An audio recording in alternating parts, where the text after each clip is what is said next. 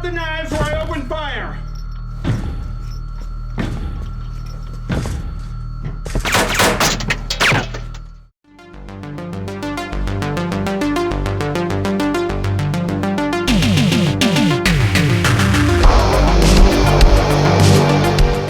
We are talking the Texas Chainsaw Massacre on a boat. Kind of. We are talking the movie Venom Coast. This one written and directed by Michael Fredinelli. Now this is a little bit of a bizarre film, I won't lie to you. It's as I've said, the kind of the elevator pitch here is a Texas Chainsaw Massacre on a boat. What's the story? Well, it focuses on this group of, this family of killers that live aboard this dilapidated cruise ship.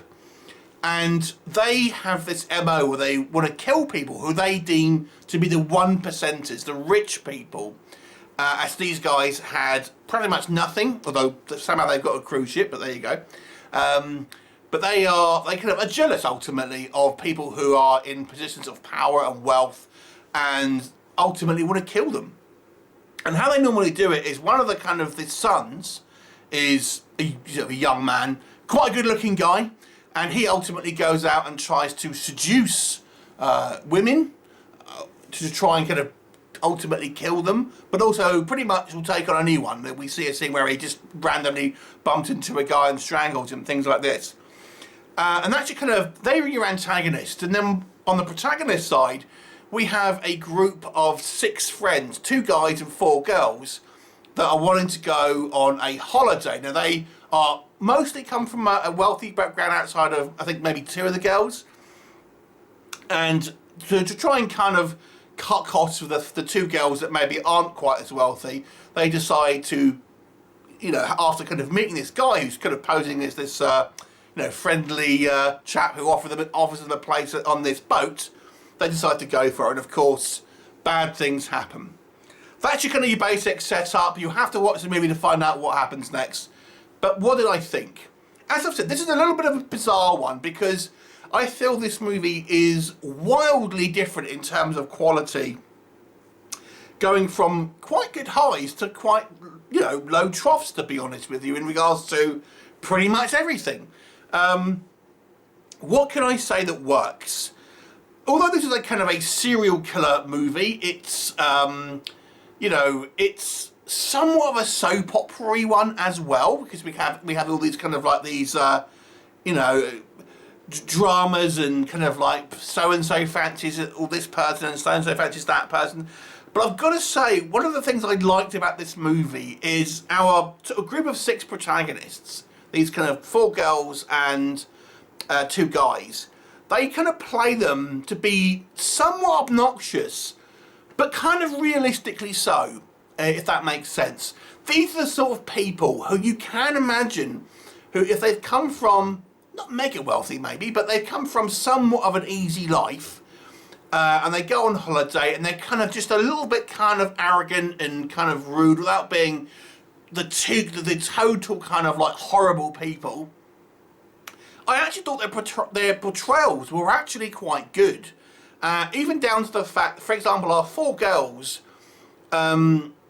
we have the kind of the 2 of them are kind of like, ooh, they just kind of like freeze up and kind of like are pretty useless when things kind of go wrong.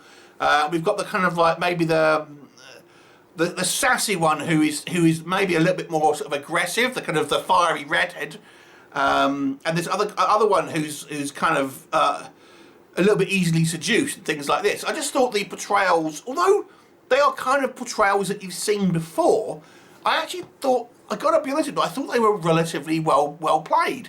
And I was actually buying their characters. I actually thought these people did a relatively realistic job of making somewhat kind of cliche characters still quite believable. So I thought that was quite good. The other thing I would say, I liked is, and this is the weird thing to say I like, is, let me put it, it's well done. The violence, particularly towards the women, is very brutal and hard hitting. So when I say I liked the violence, I mean it's well made. For example, you see like the prologue shot, for example, is our kind of seducting guy. This kind of one they use to kind of go and bait women. we see him assault this woman, and it is shot in a way that, I mean, it's not a sexual, it's not like a rape revenge movie, it's just them killing people, but it's done in a way which I think is really strong. And for example, he hits this girl, and the way it's shot, it genuinely looks like he's hitting her full pelt and it's connecting. I just thought it was like, it was shot in a way that was kind of very brutal, without kind of resorting to kind of rape revenge. In fact, they actually, the kind of the bad guys, so to speak, actually make a point of saying, we're not rapists. This is not why we do it. So it's not a rape revenge movie, despite this movie being very violent, particularly towards women. I partially think that's because there's more female characters here, because we have twice the amount of female protagonists than guys, plus there's a kind of like an intro with another woman, and then there's another woman that kind of gets introduced later on. So yes, the violence is quite a lot towards women, but that is because there are more women in the cast than there are guys. But even so, the guys don't get off scot-free anyway, don't get me wrong. They are plenty brutalised as well. But it just seems to me that the violence against women here was just done in a very realistic manner and very brutal, without kind of being a sexually kind of motivated violence, if that makes sense, but still subjugating them to obviously fear and violence. But it was just shot in a way that was, as I say, realistic in my opinion. I actually quite like the setting of this cruise ship, and these guys running around on this ship, obviously without anywhere really to go, because if you're out in the middle of the ocean, where are you going to go? Where can you run to? But even kind of seeing them run through this little karaoke bar and things like that, with all the kind of the music playing and stuff. It's this weird juxtaposition of horror with this kind of very kind of, you know, holiday themed kind of background that you would normally associate with, you know, pleasant times and that kind of thing, which I thought was quite good. The killers themselves are quite interesting to a point. As I've said, we've got our kind of good-looking guy, who is the one that really tries to kind of settle the women, tries to kind of bait them in. But then we have like a leather-faced guy, the opposite end of the scale in regards to looks on that one, things like this, along with a couple of others ones as well. I won't want to kind of spoil for you. So we have a relatively large kind of cast that will remind you of the kind of the family scenes from the obviously the Texas Chainsaw Massacre scenes that kind of involve that and stuff, and you know, that there is quite a large sort of body count as well. Now, before I go into what I think doesn't work, I'm going to go into something which is kind of in between, because it was so different. I don't know whether I really liked it or I didn't. So I'll kind of put it in this middle section.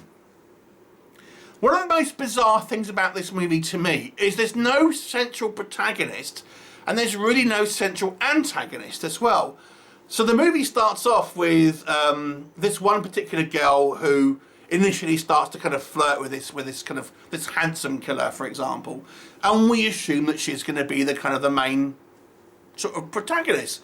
But as the movie goes on, it actually switches focus to different girls in this group, and some of the guys as well. So we have long scenes where there's no real central protagonist, and instead it kind of gives you much more of an ensemble piece, which is, it's odd because you don't really know who you're meant to be kind of necessarily rooting for, because there's no clear-cut kind of central leader, if that makes sense. They kind of all get relatively, obviously some people get killed more than others, you know, quicker than others, but the camera actually spends time with each of the characters almost equally in a way.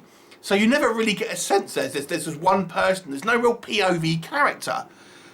Which was normal. That's what normally would happen. You have that kind of character to kind of latch onto, to kind of like guide you through the movie, and you're living this story vicariously through the kind of like your central character. Whilst this movie doesn't really do that, so I kind of liked it in the way that it's different, because you don't have that kind of sense of that one singular kind of like definitely going to be the last person alive, but at the same time, you maybe lose some connectivity because of it. And it happens to a lesser degree, in a way, to the bad guys as well. I would say that the kind of the handsome killer is definitely the kind of our main bad guy, but we do get scenes with him not in there at all, and you know, elongated scenes where we have other members of the family who are being dealt with for long portions of the time as well. So again, it's one of those things where I'm not quite sure whether I liked it or I didn't, but it's worth mentioning that it just makes the film have this different kind of feeling to it. However, let's talk about maybe what doesn't work. As much as I like some of the kind of the realistic depictions of some of the characters here, there are instances within the film where they dip into unrealistic reactions to things, both the protagonists and the antagonists to a degree. So for the most part, I did like the acting, but there are some sequences here where it's poorly written and kind of doesn't really feel like natural reactions to things and how people would generally react. And there are scenes as well, particularly in the latter half, where we're introduced to some new characters that seemed completely like movie characters rather than real people, in a way. I don't want to spoil it for you because it is it's definitely the last act, but we were introduced to some other characters, and the focus again shifts onto completely new characters, and I don't think they were particularly well portrayed, apart from maybe one, who I think probably got the meat of the bones in regards to the kind of good character stuff. But yeah, there are some sequences here that just don't really feel particularly kind of genuine. The movie goes into even goes further down into some ridiculous, stupid things as well. There's a sequence where one of our bad guys puts on, let me just put it, some armour, and is able to deflect bullets, and it's the most ridiculous thing I've seen in a long, long time. It's just, for what has elements of being quite realistic, like the kind of the way the brutal violence is shot in a very realistic manner, to this, it's such a stark contrast to have such a ridiculous, I mean, it looks ridiculous for a start, and then the practicalities and physics of it don't make any sense. And that's just, again, that's the most extreme example, but there are other things that with this as well. Some things here just feel like they go into too much into silliness, and things aren't kind of really explained. It's like, where the hell has this cruise ship come from? Oh, it's been in the family.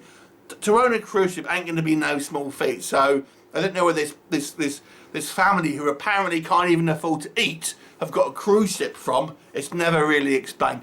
So this movie kind of has these like really good sections where I feel it really shines, and we get this really kind of like nice little character burst. There's a great scene, for example, where our antagonists essentially reveal themselves to this group of friends, and I just thought that exchange was great because the realization that they're actually in the shit was good, and how they individually react. Like, some of them are kind of absolutely kind of panic and just go into like a wobbly mess, and when we have one person who's like super defiant with it and kind of like is more proactive with it, so I quite like that. But again, there's other scenes where we see someone, rather than kind of be tortured, they're tied up to like a desk, and they decide, oh, rather than being tortured, I'll kill myself by knocking my head against, and it's like a chef's desk with, what they're called, like a work surface, and then I'm going to kill myself by knocking my head back and breaking my skull. That's just ridiculous, because that's just not going to happen with that small amount of velocity. It doesn't make any sense. So this movie is a real mix of things that I think work very well and things that I think are really kind of poorly executed and thought out. But overall, I kind of enjoyed it, despite the weird mishmash of plot and characters kind of getting introduced, like in the third act that we haven't met before, and the end as well. It's meant to be this poignant end, and it kind of works. But again, we have characters that we've only just been introduced to. It's just kind of a bit of a weird film, but I found it strangely enjoyable. I just quite like the originality of it to a point. The fact that it doesn't fit to a traditional style of narrative with a heroic protagonist and a one bad guy and it finishes in a certain way. I actually quite like the originality of it. But there are some real bad issues here as well. I'll give it a 5 out of 10. Have you seen it? What did you think of it? Leave me a comment and I'll look forward to seeing you next time. Bye for now.